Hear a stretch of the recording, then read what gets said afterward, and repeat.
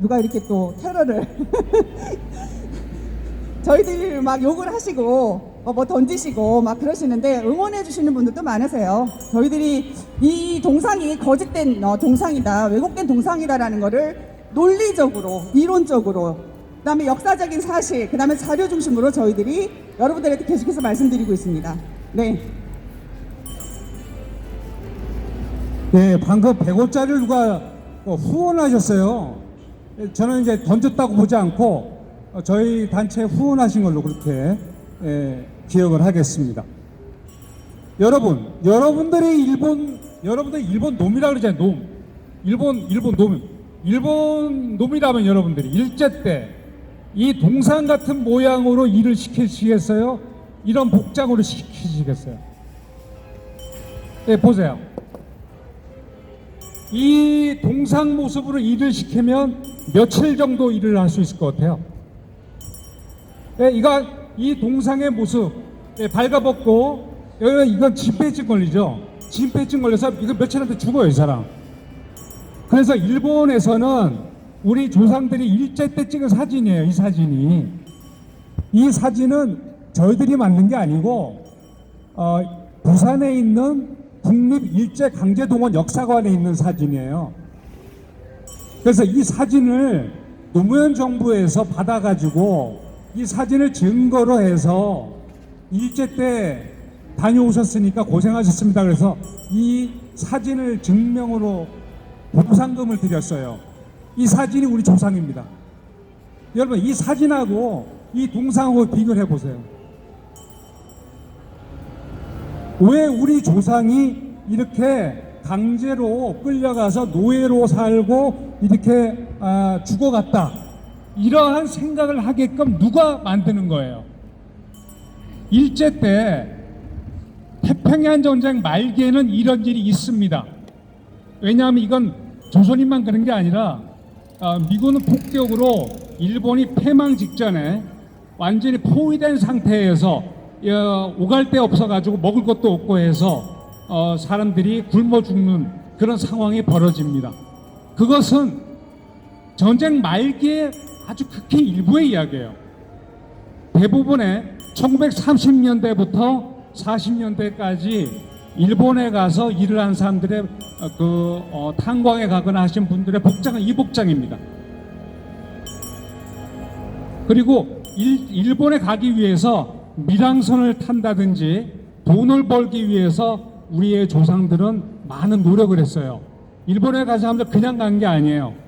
이 당시에 일본어를 또 공부를 해야 되니까 공부를 좀 하는 사람, 또 체력이 어느 정도 되는 사람, 신체 검사를 받고 그런 사람들이 일본에 건너갔습니다. 이 동상에 나온 이 사진, 이 동상에 나와 있는 이 벌거벗은 사진의 주인공 이겁니다. 여기에 사진의 오른쪽에서 두 번째 갈비뼈가 앙상한 사진이 있죠. 네, 이 사진이 일제 때 강제 동원당한 우리 민족이라는 이름으로 교과서에 실린 거예요. 그리고 이 사진이 부산의 일제 강제 동원 역사관의 추도탑에 이 사진이 있어요. 그러니까 저희가 반일 동상 진실규명 공동대책위원회 저희 단체가 이 사진을 찾았어요. 이것이 아사히카와 일본 신문 1926년 9월 9일자 일본인입니다. 일본인. 일본의 범죄 조직이 일본인을 강제로 노역한 거예요. 일본인 사진이에요. 이 사진이 교과서에도 실려 있고 우리 박물관에도 역사관에 실려 있어요. 그러니까 여러분들이 징용, 강제동원을 검색을 치면 이 사진이 나옵니다. 그러니까 저희가 싸워서 이걸 바꿨어요. 교과서에서 이 사진이 삭제됐습니다. 작년 3월에. 그리고 부산의 강제동원 역사관에서 추도탑에도 이 사진을 철거했습니다. 그런데 이 동상이 전국에 지금 세워지고 있는 거예요. 그러니까 우리가 일제 때 억울하신 분들이 있으면 우리 조상을 세우면 돼요. 그러나 역사 왜곡을 하면서까지 동상을 세우는 것은 부당하죠. 이건 우리 열심히 일한 우리 선조들이 오히려 더 화를 낼 일입니다. 우리 선조들이 얼마나 열심히 일을 했는지 또 하나의 사진을 보여드리겠습니다. 예, 우리 선조들이 당시 광산에 가서 일한 사진이에요. 일한 사진. 네. 홋카이도 소재 미쓰이 아스베스 광업소 사진입니다. 이 복장으로 일을 했어요. 이 뒤에 있는 이 동상하고 어울리나요? 어떤가요? 이게 어울리나요? 당시에 받은 임금이 공무원들 한 3배, 4배 됩니다. 왜냐하면 위험한 일이기 때문에. 오른쪽에 있는 사진이요. 홋카이도 삿포로시에 있는 자카다비 등의 복장을 하고 있다. 이 복장 이름이에요, 자카다비가. 밑에 신발이 바지하고 묶어서 흔들리지 않게 묶어주는 거죠. 네. 이 사진이 전부 부산에 있는 이 국립일제강제동원 역사관에 있는 사진이고요. 이 사진을 낸 분들이 이 사진을 내고 노무현 정부에서 돈을 받아갔습니다. 근데 끊임없이 우리 조상은 저렇게 굶주리고 죽어갔다. 이것만 계속 떠드는 거예요. 네, 누가요? 민주노총, 항운도총, 정대협 이런 그 단체들이 그리고 여기 유명 국회의원들이 있어요. 여기 이름이 있어요. 이름 다 적혀 있습니다. 여기 심상정 의원 이런 사람 여기 이름 적혀 있어요. 노회찬 의원 뭐 이런 사람. 그래서 일제 식민지 치하에서 우리 조상들은 바보로 살지 않았다. 일제 식민지 치하일 망정 우리 조상들은 열심히 일을 해서 가난한 농촌에서 일본에 갔다 오면 돈을 벌어왔다는 그런 기록들이 있고요. 이런 설명을 광화문 내거리에서 제가 하니까 지나가시던 노인이 뭐라 그러시는지 아세요? 자신의 아버지가 빈농이었고 그 아버지가 일제 때 돈을 벌어와서 우리 집은 상당히 나름대로 풍요로웠다. 그런데 이런 역사적 사실과 다른 동상으로 국민을 우롱하는 그것은 바람직하지 않다. 노무현 정부에서 사진을 내면 돈을 준다고 했는데 자신은 신청하지 않았다. 왜냐하면 자기 아버지가 열심히 돈을 벌어와서 자기는 괜찮았는데 마치 노예로 갔다 온 것처럼 신고하라고 하니까 양심에 걸려서 노무현 정부에 본인은 신고하지 않았다고 얘기한 분이 저희들 찾아와서 얘기를 했어요. 이렇듯 일제 때 역사를 왜곡해서 가서 끌려갔다. 물론 1944년 9월 이후는 징용령이 있기 때문에 국가동원령에 의해서 끌려간 거 맞습니다. 그러나 44년 9월 이전에는 관에 의한 모집이나 알선에 의해서 다녀온 거예요. 그래서 우리가 모두 끌려갔다 이렇게 얘기하면 안 돼요. 전쟁 말기에 강제 동원된 게 있습니다. 그때 임금 계산이 안 된 게 있고 그 미지급 임금 계산을 박정희 정부는 한일 기본조약, 한일 협정을 통해서 유무상 5억 불로 상업차관 3억 불로 한일 간의 수교를 통해서 정리를 하게 됩니다. 그래서 일본에서는 개인 배상을 해야 되겠다고 했는데 박정희 대통령은 국가 배상을 받아서 일제 때 동원된 분들에 대한 돈을 받아서 1970년대 75년부터 지불하기 시작했어요. 그래서 1차적으로 박정희 정부에서 지불했고 2차적으로 노무현 정부에서 또 지불합니다. 근데 지금 대법원 판결은 3차 또 지불하라는 거예요. 그래서 일본 정부에서는 이건 도저히 이건 아니다. 그래서 이제는 일본 정부에서 더 이상 한국 정부와는 더 이상 얘기를 들어줄 수 없다. 이렇게 외교 마찰이 벌어지고 있고요. 지금 매우 위험한 상황입니다. 네. 오늘이 9일이죠. 오늘부터 강제징용 피해배상, 일본 제철, 주식 매각 명령 효력이 발생합니다. 오늘부터. 이것이 뭐냐면 바로 일본 제철에 지금 압류 명령을 내려서 주식을 압류하겠다는 거예요. 근데 지금 그 해당하는 분이 한 분 계시죠. 뭐 유족 빼고 지금 살아 계신 분은. 근데 이걸 강제 집행을 하게 되면 한일 간 과거에 맺었던 기본조약과 한일 청구 협정 모두가 없던 게 됩니다. 우리 스스로가 조약을 위반하는 거예요. 예, 이런 국제 간의 약속을 우리가 조약이라고 하죠. 그죠? 예, 사과는 말로 하는 게 아니라 행동으로 하고요. 그것은 조약으로 이루어집니다. 근데 우리가 조약을 했음에도 불구하고 우리가 조약을 안 지키면 안 되죠. 근데 여기에 나는 뭐 박정희 대통령이 싫어, 노무현 대통령이 싫어, 우리 또 받을 거야, 이런 식으로 하는 게 아니라 박정희 대통령을 싫어하건 말건 노무현 정부를 싫어하건 말건 우리가 약속 지킨 건 집행하면 되는 거예요. 왜냐하면 우리가 만든 정부예요. 한국 국민들은 이런 반일 감정을 자기 어떤 대통령이 싫다 좋다 이런 그런 호불호를 가지고 판단하게끔 반일 감정을 조장하는 사람들에 의해서 이용되고 있습니다.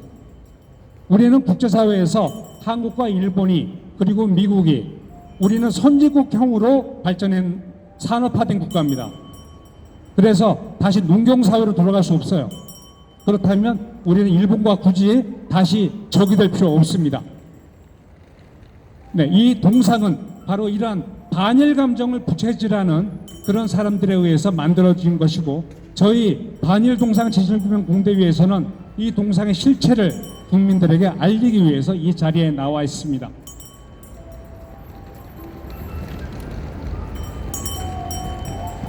네.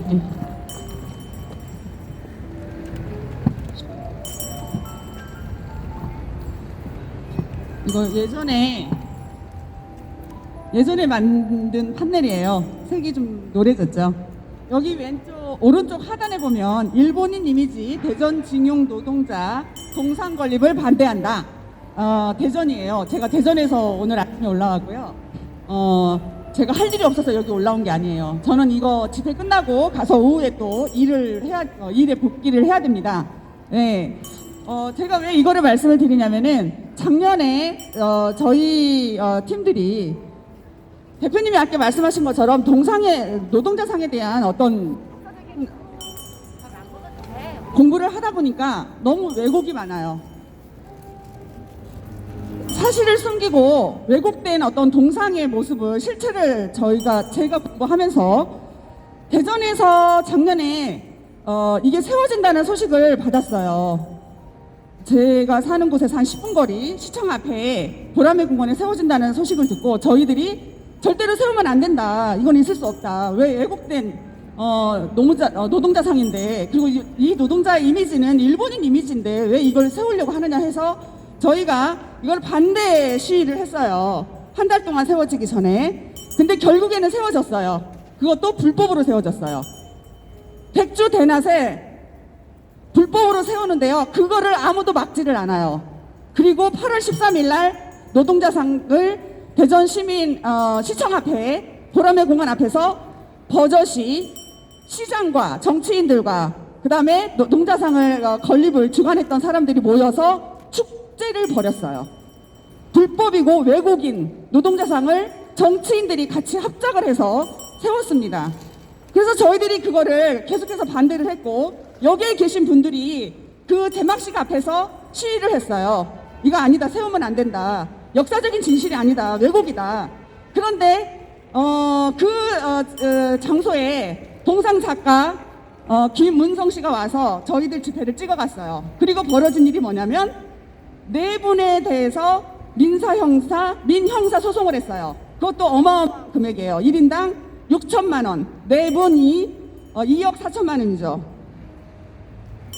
그 네 분이 누구냐면은 대전 전 시의원이었죠. 김수현 의원.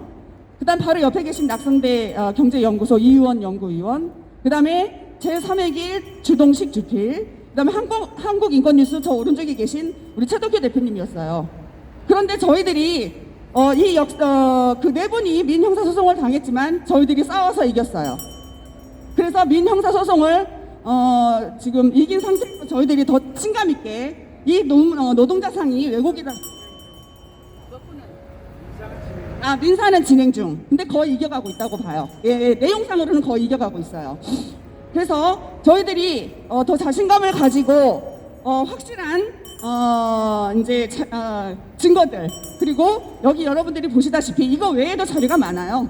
그래서 이런 것들을 가지고 저희 반일동산 진실금융공대위가 꾸려졌고요. 팀이 이루어졌고요. 그리고 그 이후로 위안부상과 노동자상을 은 역사적인 왜곡이다. 한일 외교를 파탄내는 주범들이다라는 내용으로 저희들이 계속해서 집회를 기자회견을 하고 있습니다. 그리고 또 하나 이제 제가 아마 이거 책 발견했을 거예요. 대전에서 이 노동자상을 세웠는데 제가 동상을 쭉 둘러보면서 발견한 게 하나 있었어요. 그 전까지는 아무도 몰랐었어요. 뭐냐면은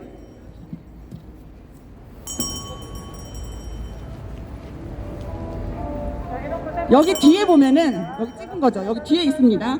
어머니 보고 싶어 라는 이게 네 새겨져 있었어요. 새겨져 있어요. 이거를 제가 대전에서 발견하고 너무 놀라웠어요. 이거 왜곡이거든요. 근데 이렇게 왜곡된 어떤 이야기를 사실인 양 이렇게 작품을 만들어놔요. 동상을 만들어놔요. 근데 어느 누구도 몰라요. 어느 누구도 이걸 설명하는 사람이 없어요. 그래서 이 영화에 대해서 우리 최덕규 대표님이 잠깐 설명을 해주시면 감사하겠습니다. 네.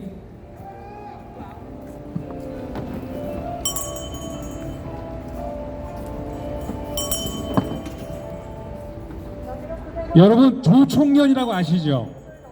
일본에 있는 우리 교포 중에서 거류민단이 있고 민단이 있고 조총련이 있죠. 조총련에서 영화를 만들었어요. 일사년의 매국노라고. 그럼 그 영화를 만드는데 일본을 묘사하는데 탕화에 끌려가서 우리 조상이 억울하게 많이 당했다는 걸 영화로 표현하려고 연출한 거예요. 그래서 어머니 보고 싶어, 배가 고파요, 이런 걸 벽에다 새긴 거예요. 영화를 찍으면서. 근데 이거를 실제인 양 이 동상 뒤에 다 이렇게 새겨놓은 거예요. 그런데 어머니 보고 싶어, 배가 고파, 이런 거는 좀 말이 안 되는 게 당시 노동자들이 받은 임금이나 그 다음에 식사나 이런 당시 조건으로 봐서는 이게 있을 수 없는 거예요. 아까 말씀드렸지만 전쟁 말기에 미군 폭격으로 일본 열도 전체가, 그리고 남태평양 군도에 있는 일본인들이 거의 막 전멸할 때, 이럴 때에는 해당될지 모르지만 일상적인 그런 그 탄광 노동자들의 모습 이런 거 전혀 없어요. 근데 이런 영화를 그 사실인 것처럼 이렇게 왜곡을 한다는 거예요. 근데 이 동상 뒤에 바로 있습니다. 왜냐하면 찍어내는 동상이거든요. 그대로 있습니다.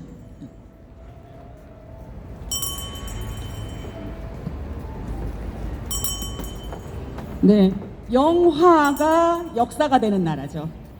대표적인 예로 매년마다 위안부 관련 영화들이 나와요. 영화뿐만이 아니고요. 뭐 책도 나오고, 그 다음에 애니메이션도 제작하고요. 뮤지컬도 제작하고, 그 다음에 각종 상품이 있어요. 액세서리, 그 다음에 문구 용품, 그 다음에 또 최근에 뭐 있었죠? 3D 어드벤처 게임으로도 위안부에 관련된 게 나와요. 그러한 여러 가지 문화적인 어떤 상품을 통해서 역사를 알리는, 그리고 드라마도 있죠. 예, 대표적인 게 드라마. 그러한 드라마를 통해서 대한민국 국민들은 역사를 배우는 것 같습니다. 노동자상에 관한 것도 역시 마찬가지고 군함도가 있었죠. 예. 그런데 그러한 것들이 매스미디어를 통한 어떠한 역사 교육이 과연 옳은 것이냐? 물론 이제 어떤 큰 틀은 우리가 대충 뭐 이제 이해는 한다지만 내용적으로 그게 맞느냐 아니냐라는 것들을 우리 대한민국 국민들이 좀 공부도 하고 본인들이 찾아보고 이렇게 좀 사실을 알고 싶어하는 그러한 욕구가 호기심이 있어야 되는데 대한민국 국민들이 그게 참 부족한 것 같아요. 그냥 선생님들이 알려주는 대로 방송에서 나오는 대로 그대로 이해하고 그게 옳다고 믿고 그러고 있거든요. 근데 이제 저희들은